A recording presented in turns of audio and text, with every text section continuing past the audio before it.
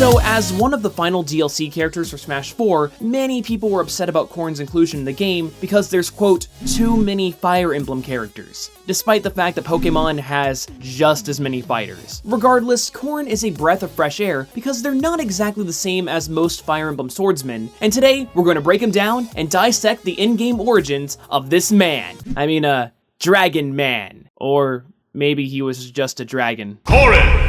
Corrin's in-game appearance is based on their default class, Nor Prince or Nor Princess, depending on which gender you chose. The sword they wield is called the Yato, and takes on many different forms depending on which version of Fire Emblem Fates that you're playing. In Smash, it's the Omega Yato, a form that's exclusive to Fire Emblem Revelations, where Corrin chooses to join neither of the two opposing factions. Not only is this ironclad evidence that Corrin in Smash is from that particular path, but it also lets them have a freaking chainsaw sword. That's pretty badass. For moves, let's start off with the main thing that sets Corrin apart from other Fire Emblem characters, the Dragon Fang ability. This is exclusive to Corrin and their child Kana, and allows them to become a half-human, half-dragon hybrid that are totally different from the Manakets that we've seen in the series past. However, they do both have pointed ears, so maybe there's something in common. The transformation always includes this dragon mask, but how the rest of Corrin transforms can vary wildly. The most prominent are the titular Dragon Fangs, which appear in all of Corrin's Smash attacks, a couple of throws, and even a couple of their aerials. Oddly enough, Corrin is shown in Fire Emblem to only create a spear on a single arm, but Smash Bros portrays two at once with their up smash, and even spears on their legs with their down aerial and down smash. It's never explicitly stated that Corrin can't do these moves in Fire Emblem, but it's still an interesting interpretation. In Fire Emblem though, Dragon Fang has another unique property in that it's one of the few skills to have a second animation. In this case, the skill has a separate critical hit variation. It's so rare in fact that I actually never encountered it during my gameplay. As such, the only time that I've ever seen it happen is from this Japanese gif of Corrin's child Kana. Now, as you can see, Kana performs a slice that's similar to Corrin's neutral aerial in Smash, but you can also see them thrust their spear diagonally, as opposed to the traditional horizontal stab from the normal Dragon Fang animation. I'm sure that many of you guys are thinking, so what? What does the direction have to do with anything? And that, my dear viewer, is why we need to take a look at Corrin's most notable Dragon Fang-centric attack, the Dragon Lunge. Activated via Corrin's side special, the Dragon Lunge allows Corrin to skewer any surface, stick to it, and follow up with a kick. While everything besides the initial spear is unique to Smash Bros, it could be argued that this is a variation of the lunge skill from Fire Emblem, which Corrin can learn if he becomes one of the dragon riding classes. That's right, this dragon person can learn to ride dragons. Suck on that, Hiccup, Aragon, and pretty much every other dragon rider ever. Now, of course, there's one final component to both of Corrin's Dragon Fang animations. That's Corrin's standard special, the Dragon Fang Shot. By somehow turning their arm into a dragon mouth, Corrin is able to fire electrified blast of water and follow it up with a biting attack. This dragon mouth also appears as a rapid jab for Corrin's neutral attack.